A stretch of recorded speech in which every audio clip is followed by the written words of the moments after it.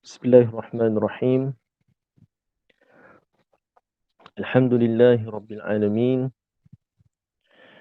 Assalatu wassalam ala Rasulillah wa ala alihi wa sahbihi wa man wala. Allahumma la sahla illa ma ja'altahu sahla.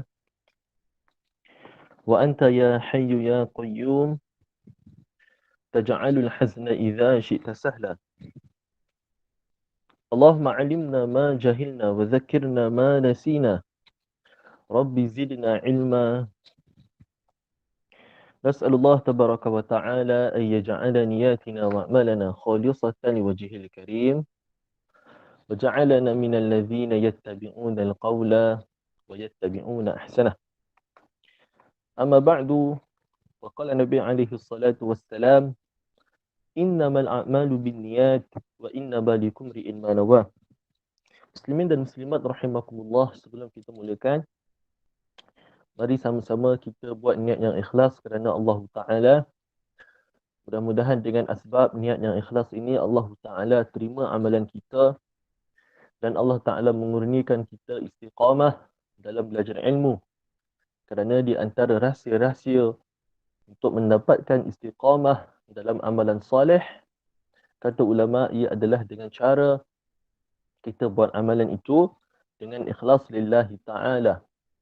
Maka ini adalah satu perkara yang penting untuk kita lakukan, iaitu meniatkan kerana Allah Ta'ala dalam amalan kita. Dan saya ingatkan diri saya yang bercakap untuk bercakap kerana Allah, dan semua muslimin muslimat yang mendengar untuk kita sama-sama mendengar kerana Allah Ta'ala. Dan Alhamdulillah, kita pada pagi ini kita telah telah sampai kepada bab at-tasawuf, yang mana kita akan masuk kepada perbahasan yang baru tentang salah dalam membaca Al-Quran. Baik, maka boleh buka kitab, okey, untuk kita membacakan tentang bab maksud lisan ini. Baik, kata pengarang, wa minha al-lahnu fil Quran bima yukhillu bil ma'na aw bil i'rabi wa illam yukhilla bil ma'na. Dan di antara maksiat lisan adalah salah membaca Al-Quran. Ya, salah membaca Al-Quran dengan kesalahan yang mengubah makna atau mengubah i'rab, sekalipun kesalahan tersebut tidak mengubah makna. So di sini dalam dalam perbahasan ini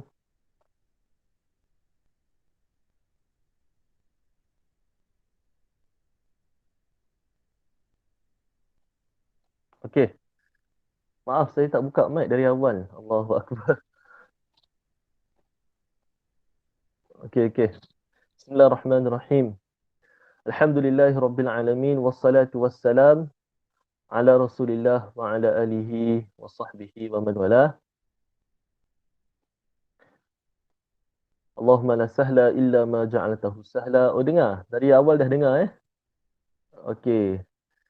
Sekejap. Tadi kenapa saya punya mic tiba-tiba nampak macam mute tadi? Ustaz buka Ustaz tadi. Ha? Ustaz tadi memang dah buka dah. Oh, dah buka dah Okey.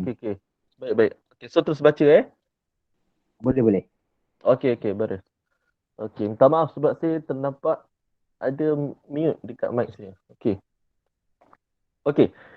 So, ini adalah satu perbahasan yang mana salah membaca Al-Quran. Ingat, salah membaca Al-Quran itu adalah satu dosa. Sedangkan Al-Quran ini sepatutnya kalau kita baca ada pahala.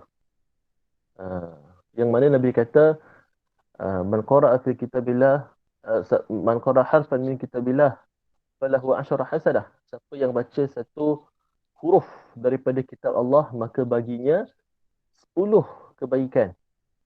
La aqul alif lam mim harf. Nabi tak kata alif lam mim itu satu huruf, tapi alif satu huruf, lam satu huruf dan mim satu huruf. Maknanya kalau baca alif lam mim itu 3 huruf. Kalau 3 huruf, kata Nabi, maka 30 hasanat, 30 kebaikan.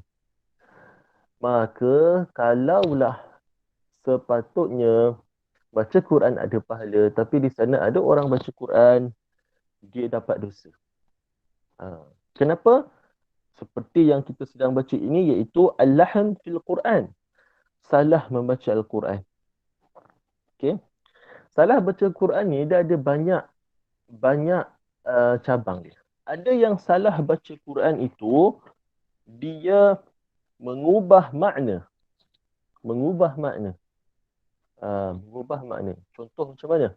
Katakanlah dalam Fatihah, orang baca suratal ladzina an'amta. An'amta. Ta baris atas, baris fathah. An'amta.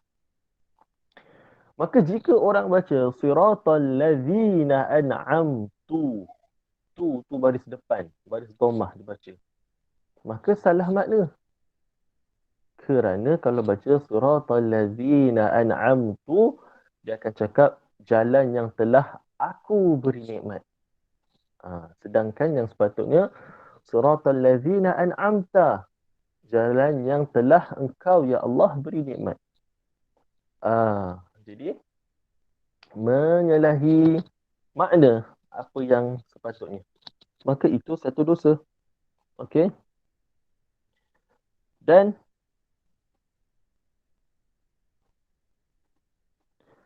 kadang-kadang boleh juga orang membaca yang mana dia salah dalam i'rab.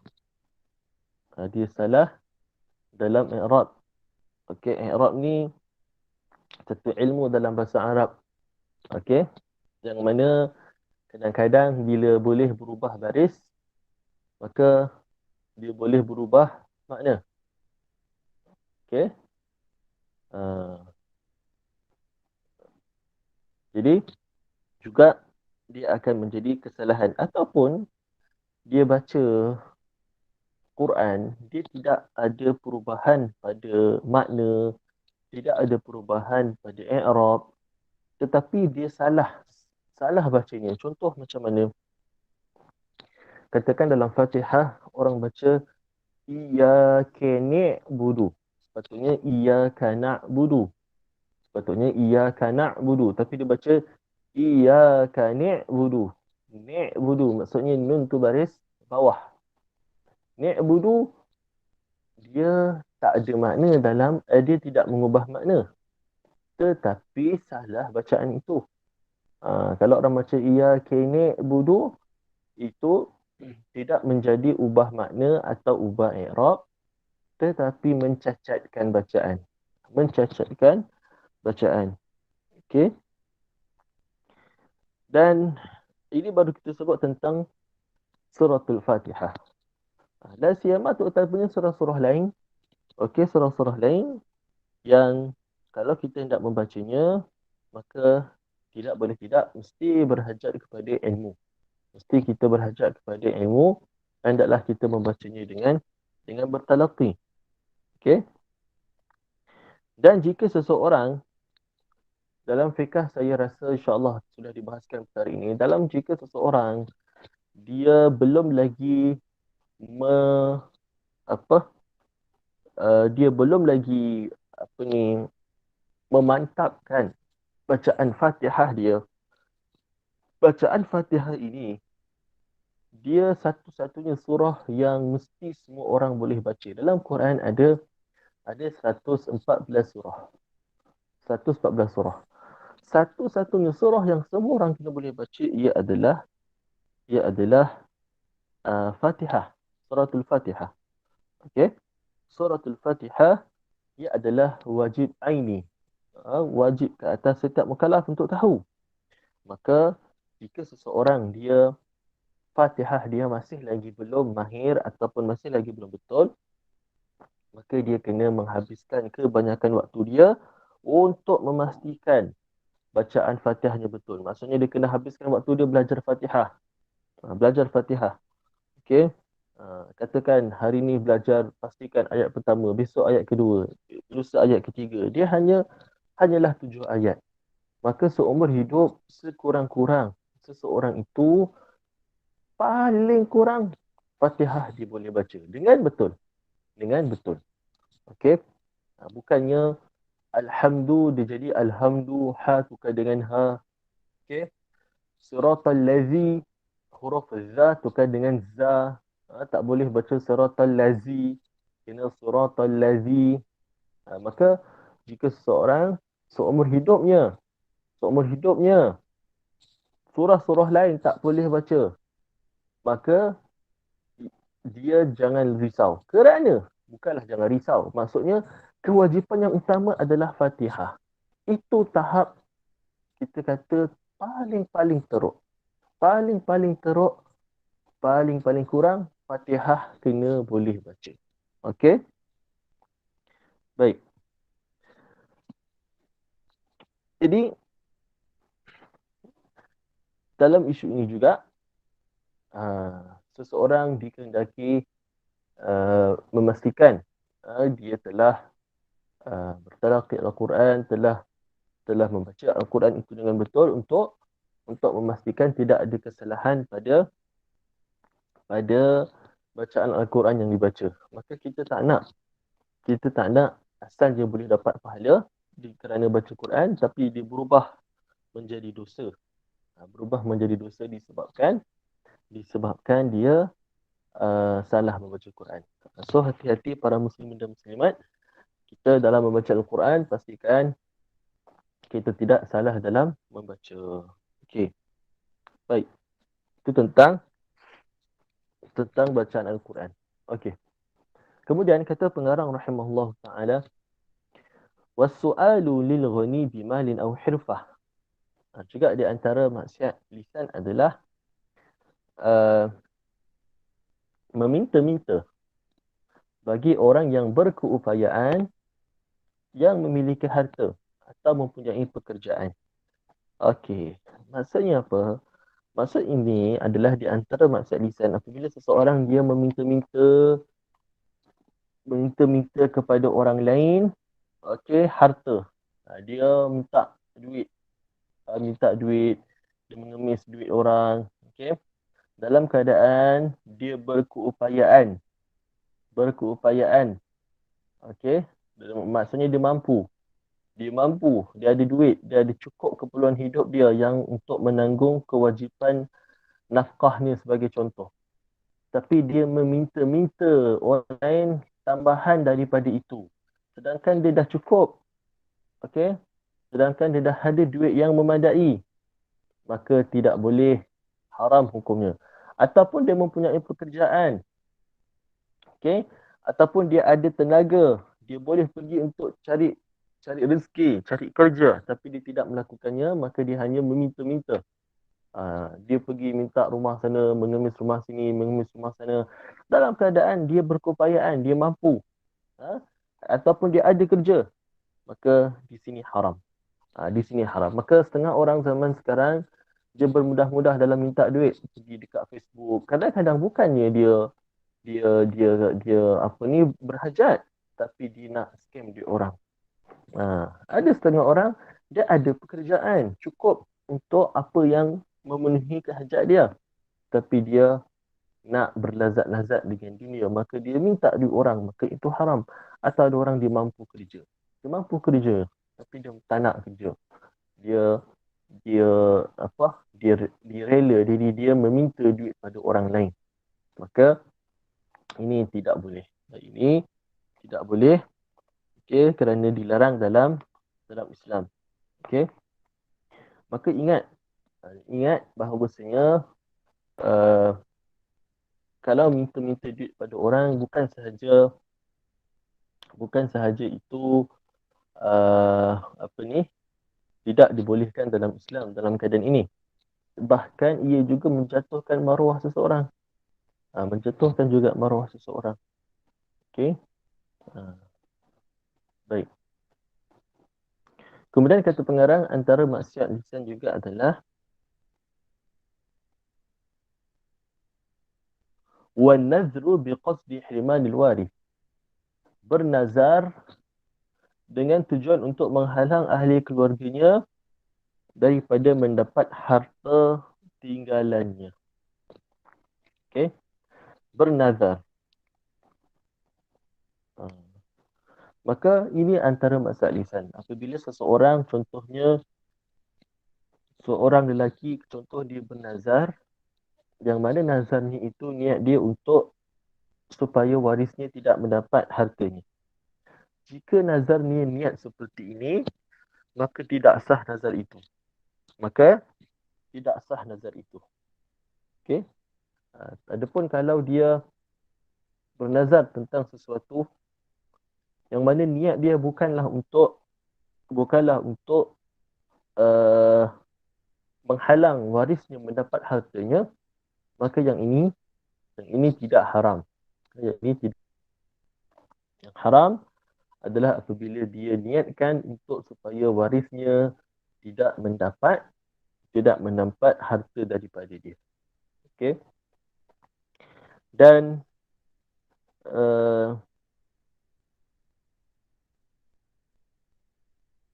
dan nazar ini nanti kita akan, dan nazar ini dia mesti dilaksanakan. Nazar ini dia mesti dilaksanakan. Kecuali kalau macam tadilah, kalau tujuan dia untuk menegah atau menghalang warisnya mendapat harta, dia menegah untuk warisnya mendapat harta, maka yang ini nazar yang tidak dibolehkan. Okey. Baik. Seterusnya kata pengarang rahimahullah, di antara maksud lisan juga adalah watarkul wasiyah bidainin aw ainin la ya'lamuhuma ghairuhu. Okey. Dan di antara maksud lisan juga adalah tarkul wasiyah, meninggalkan, mengabaikan wasiat tentang hutangnya atau sesuatu benda. Okey. Haram Bila haram? Ya, ini yang haram dia yang orang lain tidak mengetahui kedua-duanya, iaitu hutang dan benda, melainkan dirinya. Okey. Hutang dan barang. Jika tidak ada orang lain tahu tentang hutang ataupun contoh barang yang disimpankan, barang orang yang disimpankan, ataupun barang dia disimpan pada orang, atau orang lain simpan barang pada dia, ataupun dia hutang dengan orang, atau orang hutang dengan dia. Jika tidak ada orang lain tahu melainkan dirinya, maka hendaklah dia buat wasiat. Okey. Tapi kalau hutang itu maklum bahawasanya dia ada hutang tersebut. Contoh, dia beli rumah. Dia ada hutang rumah. Dia tak wasiat pun. Dia tak kata pun pada isteri dia, ini rumah ni kita ada hutang. Dia tak bagi tahu pun. Tak ada wasiat pun. Tapi isteri dia tahu dia ada hutang rumah. Itu tidak jadi haram kalau dia tidak meninggalkan wasiat dalam keadaan ini. Sebab ada orang tahu. Ini benda yang maklum. Tapi yang jadi haram bila benda itu yang tahu hanya diri dia. Hanya diri dia yang tahu. Maka di sini dia kena tinggalkan wasiat. Jangan dia abaikan wasiat. Okey? Kerana dalam keadaan ini, jadi wajib ke atas dia untuk buat wasiat. Maka kalau dia ada hutang dengan orang lain, yang mana dia seorang je tahu, maka dia kena tulis wasiat. Okey? Contohnya, dibagi pada isterinya. Okey? Ini yang kita kata, kalau tak sempat buat wasiat, yang mana kalau hutang itu hanya dirinya tahu. Hanya dirinya sahaja tahu. Dan bila dia mati, dalam keadaan dia tidak buat wasiat itu, maka tertanggung ke atasnya dosa itu. Sebab dalam keadaan ini, dalam situasi ini, yang mana hutang atau barang itu yang hanya dirinya sahaja tahu. Okey, dalam keadaan dirinya sahaja tahu, dia kena buat wasiat. Okey? Dia kena buat wasiat. Maka kalau contoh dia tengah sakit, dia tengah sakit, dia tengah sakit, kemudian ketika ini, okey, ketika ini dia kena buat wasiat. Ini contoh dia. Dia tengah sakit, contoh dia ada hutang dengan orang. Dia ada hutang dengan orang yang mana orang lain tak tahu. Dia tengah sakit ni. Maka hendaklah dia tulis wasiat itu. Okey. Adapun kalau contoh dia tak sakit, dia sihat, maka sunat saja dia tulis wasiat itu. Okey. Ha. Maka kenapa? Kenapa dia kena tulis wasiat kalau tak ada orang lain tahu? Okey. Ha. Maka kerana akan jadi perbalahan. Contohlah, suami dia berhutang 10,000 dengan seseorang. Suami dia tak bagi tahu pun. Ha? Sebulan suami dia duduk hospital, tak bagi tahu pun. Sepatutnya waktu kat hospital tu tengah sakit tu kena bagi tahu wasiat dia. Kena tulis wasiat sebagai contoh. Maka sebulan duduk hospital, kemudian meninggal. Dalam keadaan dia tidak maklumkan hutangnya pada seseorang. Maka datang orang nak kutip hutang. Datang orang nak kutip hutang. Dia jumpa isteri, dia kata, saya nak kutip hutang pada suami kamu ada 10,000. Maka suami dia tak pernah bagi tahu. Maka akan jadi apa? Akan jadi pertikaian ni kat sini. Si isteri akan kata, bila pula ada hutang? Kamu saja nak ambil kesempatan, contoh. Sedangkan memang betul-betul suami dia berhutang dengan si fulan tadi. Jadi sebab itu hendaklah seseorang itu dia apa ni? Dia buat wasiat ini, okey, dia buat wasiat ini dalam keadaan yang kita sebut tadi. Contohnya macam dia tengah sakit tadi. Okey. Termasuk juga hutang dengan Allah seperti zakat. Termasuk juga hutang dengan Allah seperti zakat. Maka jika dia ada waktu yang contoh dia ada hutang zakat yang dia tak bayar lagi, maka ini hendaklah dia buat wasiat. Dia buat wasiat. Okey. Maka bukan sahaja hutang dengan manusia, bahkan hutang dengan Allah pun dia kena buat juga. Okey. Baik.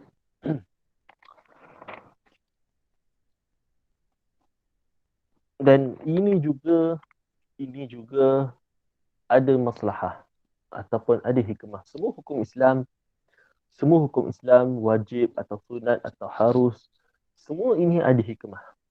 Kenapa ini haram? Kenapa ini wajib? Kenapa ini boleh? Itu semua ada hikmah. Dan apabila kita melihat apakah hikmah daripada sebalik apa yang Allah perintahkan ini untuk kita tinggalkan wasiat ini, macam kita sebut tadi, supaya tidak berlaku khianat, tidak berlaku perbalahan di antara waris dan pemilik harta tadi. Okey. Jadi apa-apa sahaja hukum yang turun, hendaklah kita memahami bahawa ia adalah hikmah yang ada rahsianya. Sama ada hikmah itu kita tahu atau kita tidak tahu, yakinlah itu ada hikmahnya. Okey? Baik. Kemudian kata pengarang rahimallahu taala, wal intima'u ila ghairi abihi au ila ghairi mawalih. Di antara maksud lisan juga adalah yang mana ini adalah dosa besar. Ini adalah dosa besar ya. Iaitu seseorang menasabkan diri kepada selain bapanya atau selain tuannya yang memerdekakannya. Okey? Dia menasabkan dirinya selain bapanya. Contoh, katakan nama dia Ali bin Abu. Tapi oleh kerana dia kenal seseorang yang ada pangkat Dato' atau Tan Sri atau sebagainya, maka oleh kerana dia nak ada ambil kesempatan terhadap orang itu, maka dia pun menasabkan dirinya kepada bapaknya, kepada selain bapaknya. Contohnya ada seorang Tan Sri, contoh Tan Sri apa? Tan Sri Muhyiddin. Ahmad. maka dia kata nama saya Abu bin Tan Sri Ahmad. Setengah orang dia menasabkan dirinya kepada selain bapanya. Kenapa? Kerana tujuan untuk mendapatkan seperti contoh harta pewarisan. Contoh. Maka dia kata, akulah anak dia. Akulah harta ini anak akulah yang dapat bahagiannya. Dia menasabkan dirinya kepada selain bapaknya. Yang itu adalah dosa besar. Okey. Dan ini dosa besar kenapa? Kerana Nabi kata, man idda'a ila ghairi abih fa'alaihi la'natullah. Nabi kata, siapa yang mendakwa yang selain siapa yang mendakwa kepada selain daripada bapanya, maka ke atasnya laknat Allah. Maka siapa yang mendakwa bapanya selain bapanya, siapa yang mendakwa selain bapanya itu adalah bapanya, maka Nabi kata ke atasnya laknat Allah. Bila ada perkataan laknat di sini, ini menunjukkan ia adalah dosa besar dan hendaklah seseorang itu apabila dia apabila dia mengambil anak angkat sebagai contoh, maka juga tak boleh menasabkan anak angkat itu kepada selain bapa kandungnya. Jika seseorang dia adalah bukan anak kandung kepada seseorang, maka jangan dibinkan kepada bapa angkat. Hendaklah dibinkan kepada bapa kandungnya. Okey, kepada bapa kandungnya. Okey. Mudah cerita, siapa yang lahirkan seseorang, maka dia bukan lahirkan, siapa bapa kepada budak itu, maka dia dibinkan kepada budak itu. Okey. Walaupun anak dia anak tiri, tak boleh tukar kepada bapa tiri bin dia. Bin tetap takkan berubah sampai bila-bila. Okey. Anak siapa tetap tidak berubah sampai bila-bila. Okey. Dia punya nasab dia dibinkan kepada siapa? Okey. Dia tetap tidak akan berubah. Okey. Sama ada dia anak angkat ke anak tiri ke, still sama. Baik. Maka menjadi satu maksiat apabila seseorang dia mengaku atau mendakwa atau menisbahkan selain bapanya itu adalah bapa dia. Ini adalah satu maksiat. Baik. Kemudian kata pengarang rahimallahu taala, di antara maksiat lisan adalah wal khitbatu ala khitbati akhi, iaitu meminang perempuan yang dipinang oleh saudaranya. Maka di antara maksiat lisan adalah apabila seseorang itu dia telah dipinang. Bahasa mudah kita, orang Melayu kita dah bertunang. Dia dah bertunang. Tapi datang orang lain untuk pinang dia pula. Ini haram. Okey? Ini haram. Bila haram?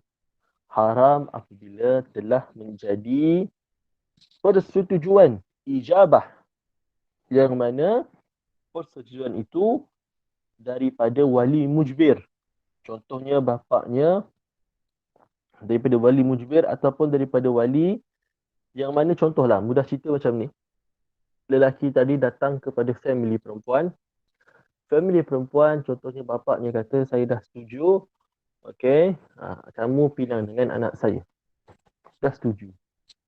Bila dah setuju, maka jadilah khitbah ataupun pertunangan.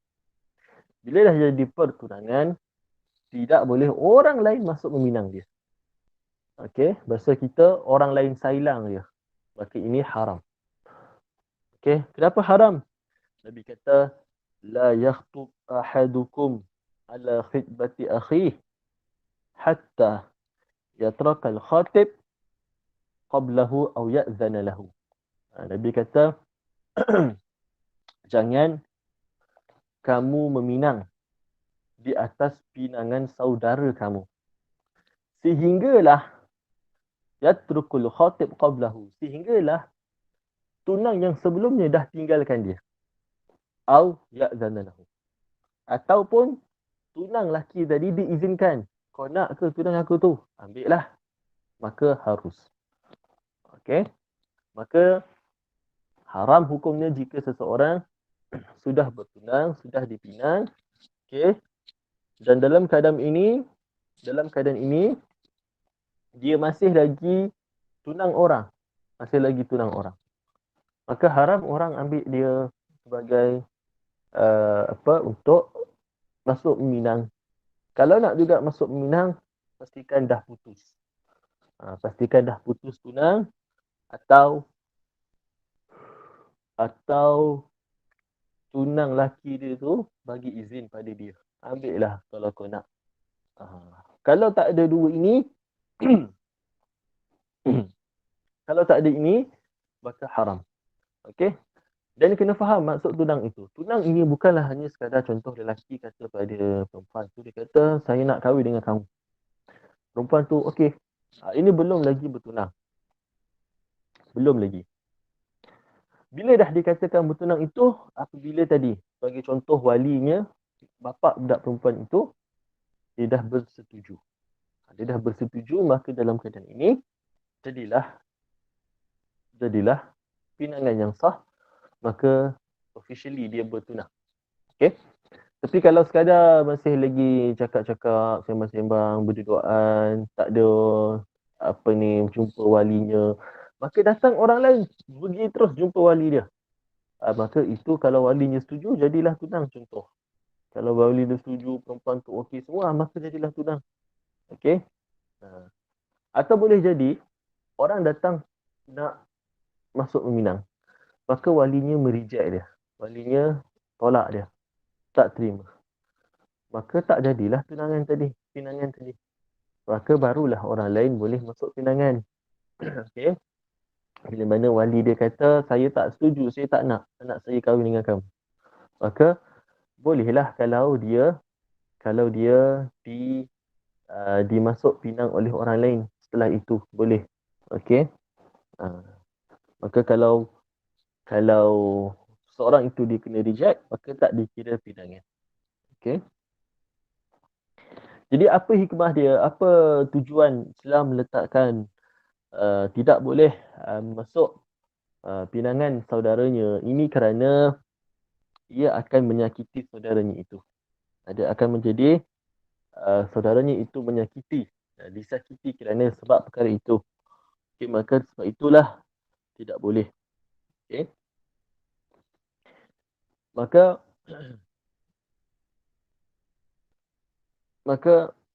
pertunangan ini juga adalah sebahagian daripada yang ada dalam syarak. Okey. Jadi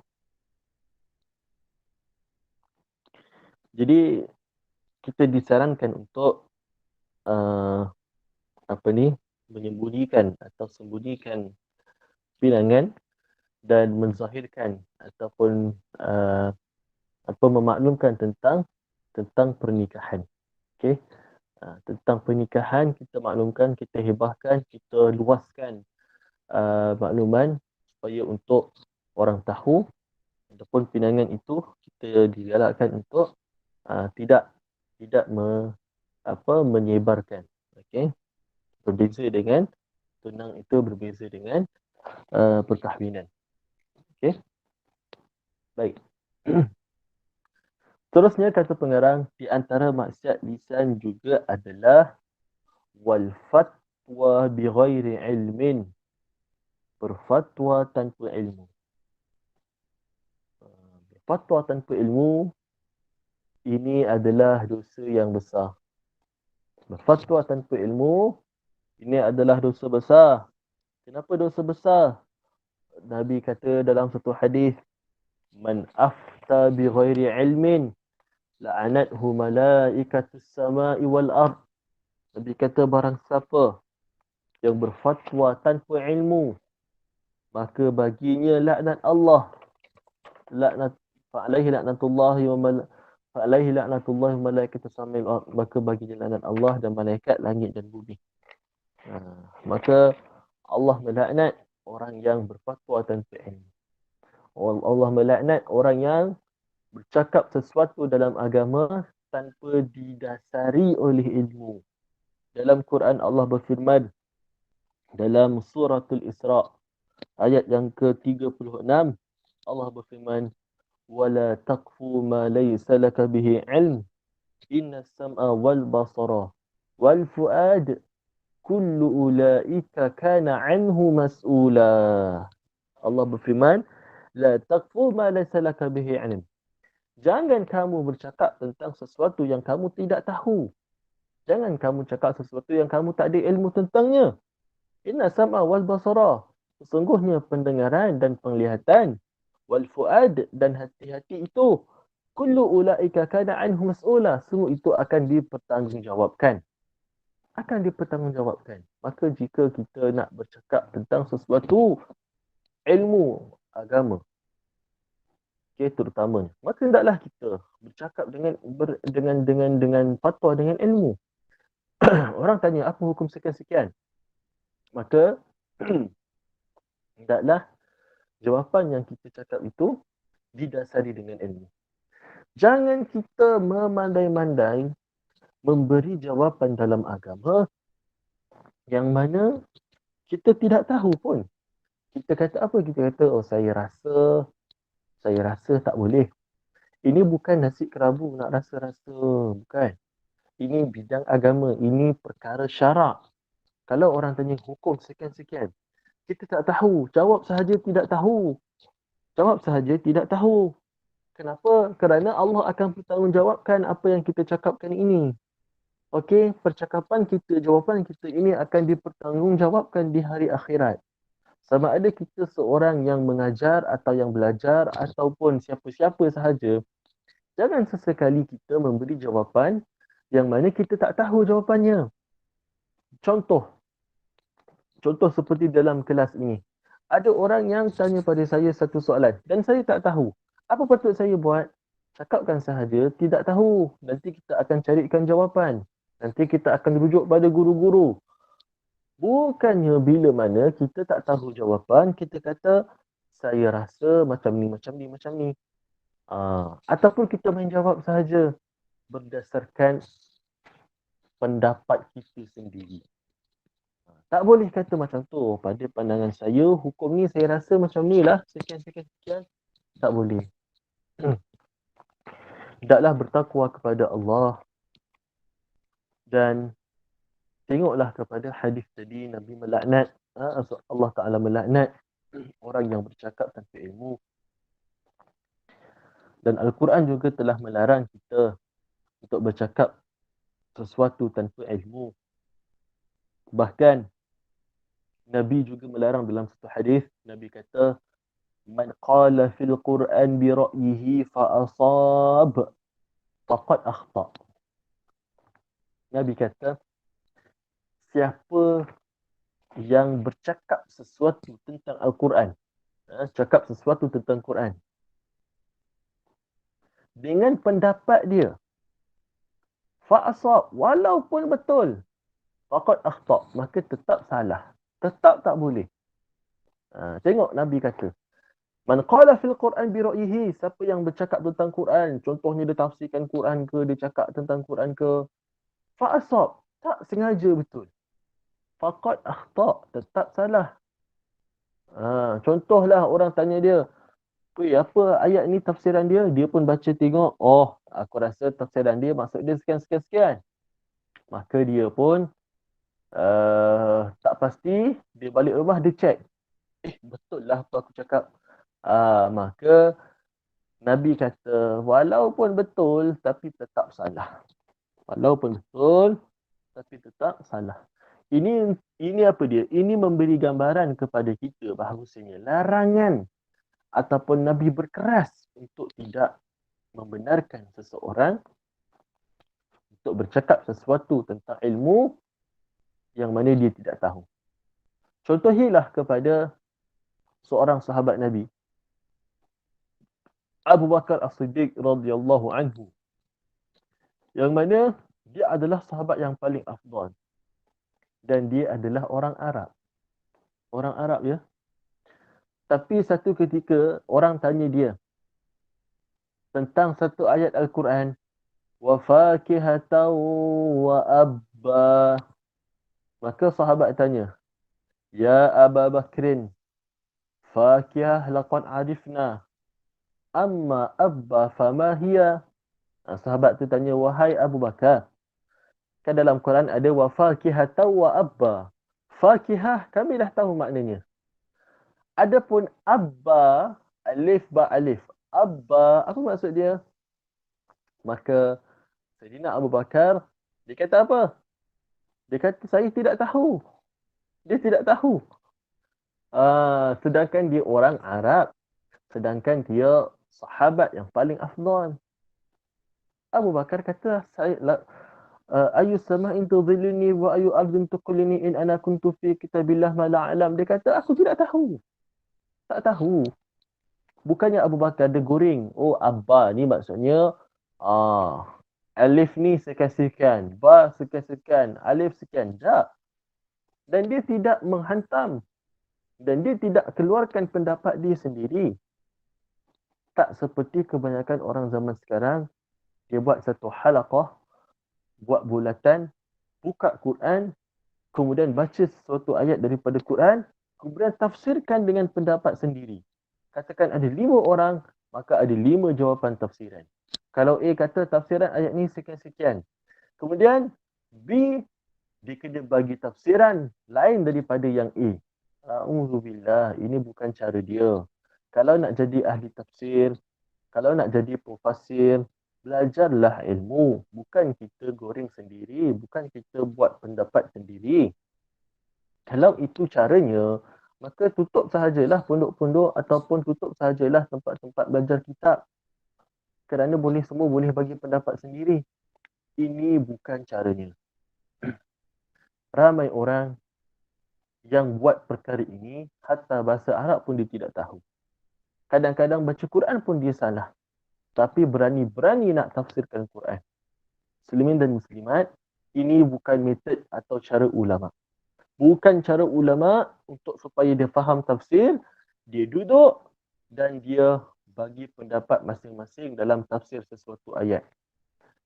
Setengah orang dia kata, kami tidak tafsirlah, kami hanya tadabbur sahaja. Maka dia akan kata, bukankah Al-Quran berfirman, afala yatadabbaruna al-Quran, tidakkah kamu mentadabbur Al-Quran? Kita kata, tadabbur itu bersalahan atau berlainan dengan tafsir. Tafsir itu maksudnya memberi makna ayat. Tadabbur itu maknanya kamu memfikirkan tentang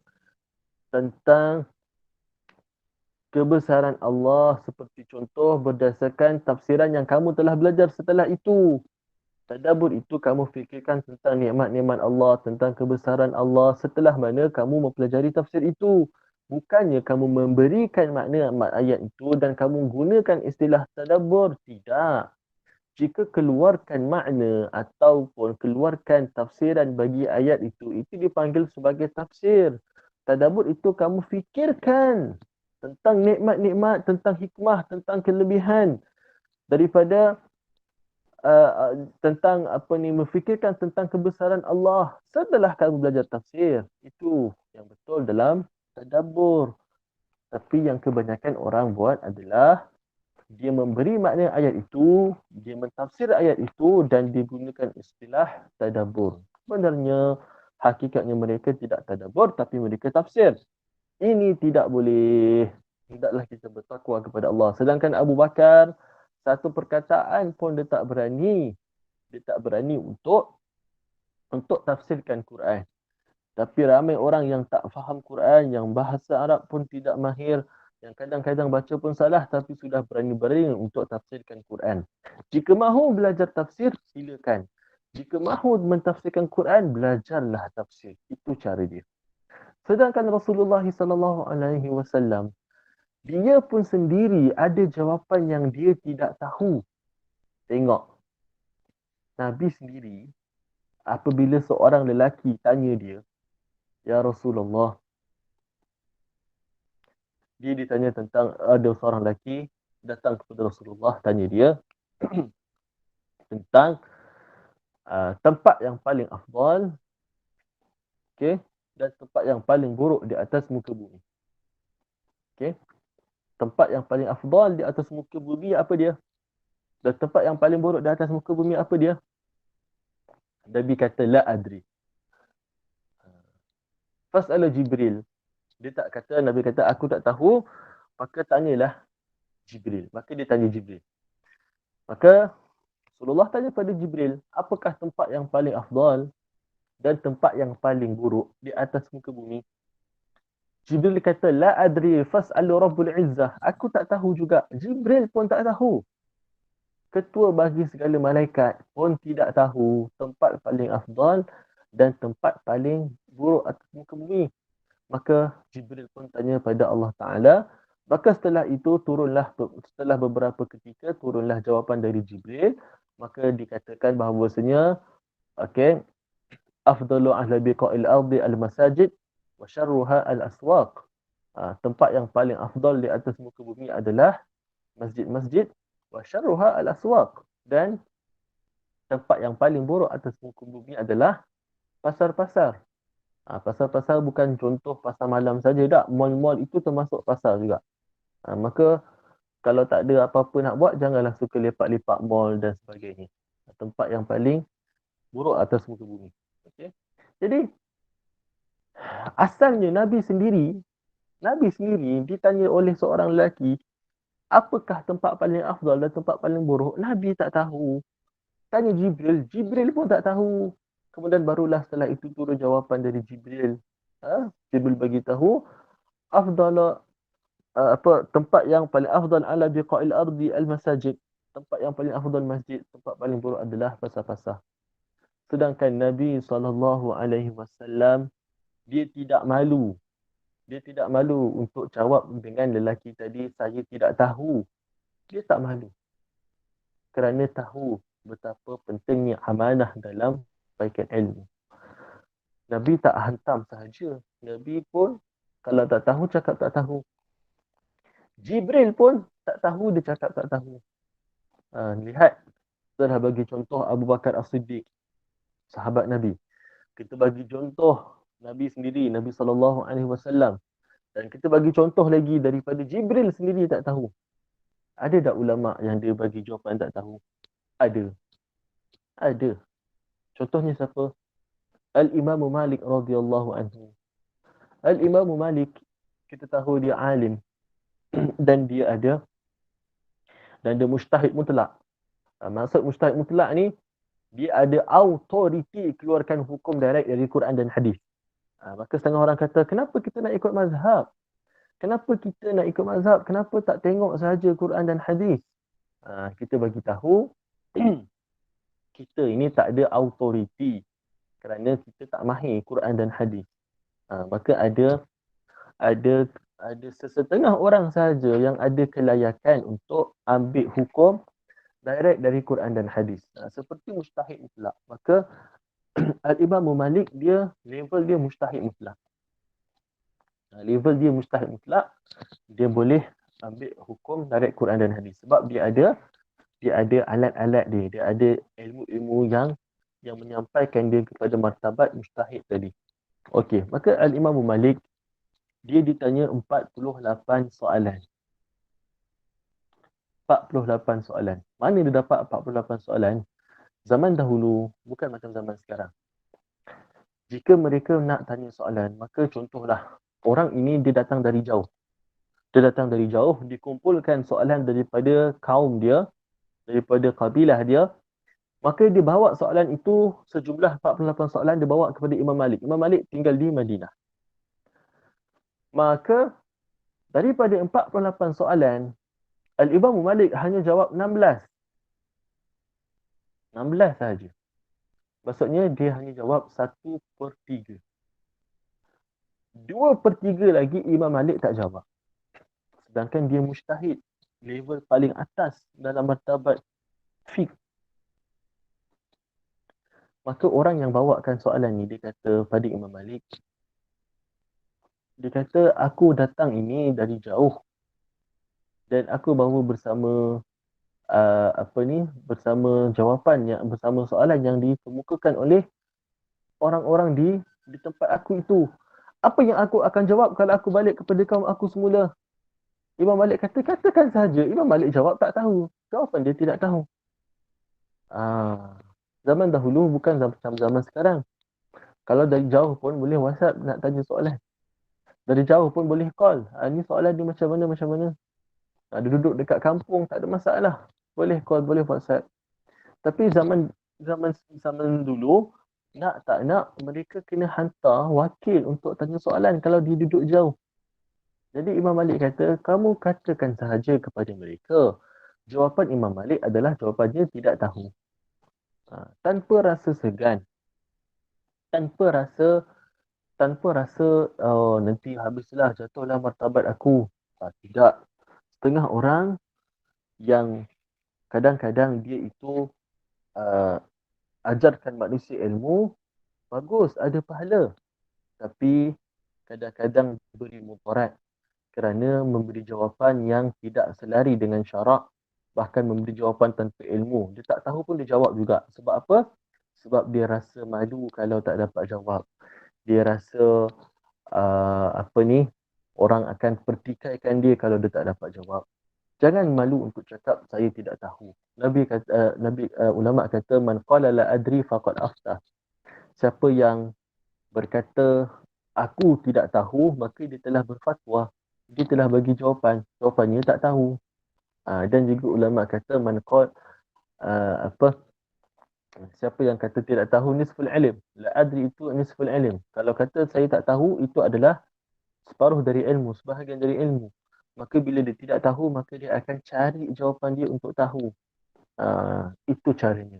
Tapi kalau dia dah bagi jawapan yang dia konon-konon tahu, maka dia tak akan cari dah jawapan tu. Sebab dia dah bagi jawapan dah. Sebab itu sangat penting amanah dalam ilmu. Sebab tu amanah dalam ilmu a'la mina amanah fil mal. Amanah dalam ilmu lebih tinggi daripada amanah dalam harta. Lebih tinggi. Bukan sama tinggi. Lebih tinggi. Contohlah, kalau kita nak cari orang jagakan duit kita, kita cari orang apa? Orang yang paling amanah. Kita akan cari orang yang paling amanah untuk untuk jagakan harta kita. Sebab kita tak nak harta kita hilang. Kita tak nak harta kita itu akan digunakan. Itu amanah dalam menjaga harta. Tapi amanah dalam ilmu lebih tinggi daripada amanah dalam menjaga harta. Jika seseorang dia nak cari orang yang ajarkan ilmu, maka juga cari yang amanah, yang tidak memberi fatwa tanpa ilmu. Mungkin muslimat dalam ini mungkin ada tanya soalan dalam kelas-kelas sebelum ini, dan mungkin ada jawapan yang mungkin ada asatizah kita tidak tahu. Dia akan cakap, saya tidak tahu, saya akan rujuk kembali. Kerana inilah sebenarnya metod yang sebenar kalau kita nak mengajarkan ilmu. Kita mahu memberi manfaat pada manusia, bukan beri mudarat pada manusia. Kita mahu ada pahala, bukan mahu ada dosa. Seperti tadi mula-mula kita belajar tadi, baca Quran asalnya ada pahala. Tapi kalau baca salah, dapat dosa. Sama juga ajarkan ilmu. Mengajarkan ilmu ada pahala. Tapi berfatwa tanpa ilmu, bagi jawapan tanpa ilmu, maka kat situ ada dosa. Ada dosa. Maka jangan kita malu apabila kita tidak mengetahui sesuatu jawapan di dalam ilmu. Okey. Ada setengah orang dia memandai-mandai dalam memberi jawapan dalam agama ataupun mentafsirkan Quran tanpa ilmu. Dia bagi jawapan tentang satu hadis Nabi. Ini penutup tentang hadis Nabi yang Nabi kata pada sahabat, istafti qalbak. Maksudnya, kamu fatwa ikut senang hati kamu. Kamu fatwa ikut kamu. Okay? Maka setengah orang dia bagi jawapan yang salah dalam agama dan kita tegur dia. Dia kata, saya beramal dengan hadis Nabi. Nabi kata, istafti qalbak, kamu berfatwalah. Berilah jawapan ikut senang hati kamu. Apa yang hati kamu rasa senang, itulah jawapan dia. Maka kena lihat, hadis ini sebenarnya, Nabi kata pada sahabat itu, kamu fatwalah ikut kamu. Hadis ini, Nabi cakap kepada seorang sahabat yang namanya Wabisah bin Ma'bad. Wabisah bin Ma'bad. Yang mana dia dah sampai level mujtahid. Macam Imam Malik tadi. Dia dah sampai level mujtahid. Maka apabila seseorang dah sampai level mujtahid, maka dia ada autoriti nak keluarkan hukum direct dari Quran dan hadis. Maka oleh kerana sahabat ini, Wabisah bin Ma'bad ini, dia dah sampai level mujtahid. Maka sebab itulah Nabi kata pada dia, Iftafti qalbak, kamu fatwalah ikut kamu. Sebab dia dah sampai level yang mana dia ada kelayakan. Maka tidak boleh kita gunakan hadis itu dan kita cakap pada diri kita, oh Nabi kata fatwalah ikut hati kamu. Oh saya rasa hukumnya macam ni, macam ni, macam ni. Tak.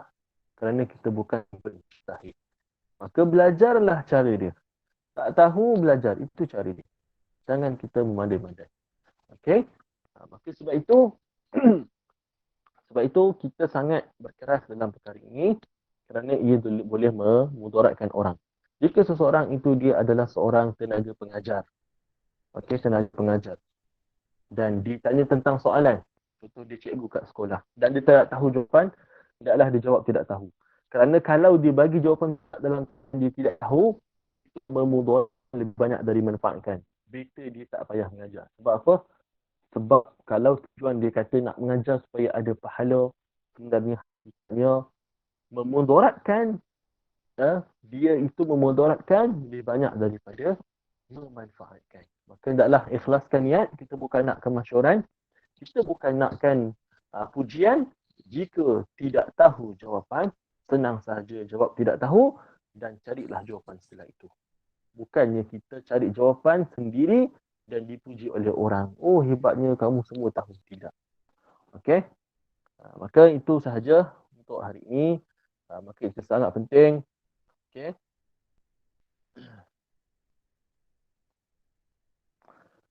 Apa ada soalan pula? Sekejap saya tak boleh baca sekejap. Oh, hilanglah mesej tu. Saya tak tahu nak baca kat mana soalan tu.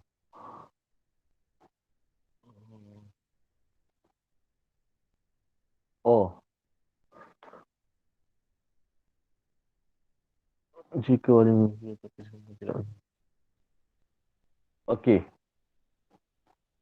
Oh, perempuan tidak tahu. Oh, perempuan tidak tahu. Maksudnya wali dia. Wallahu alam.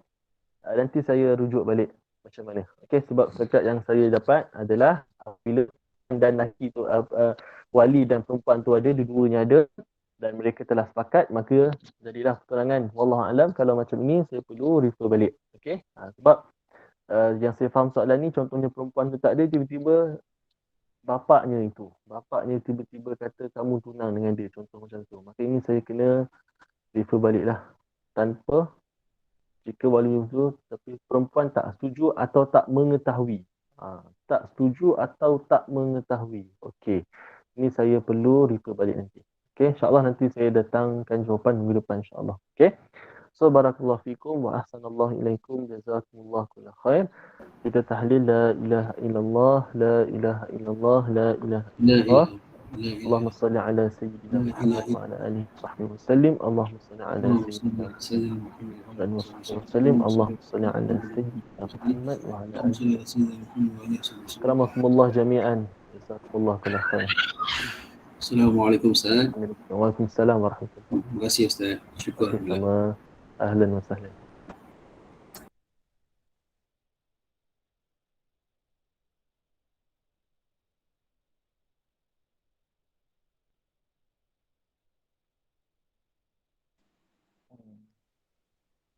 barakallahu fikum wa ahsanallahu ilaikum. Jazakumullahu khairan dan terima kasih kepada Ustaz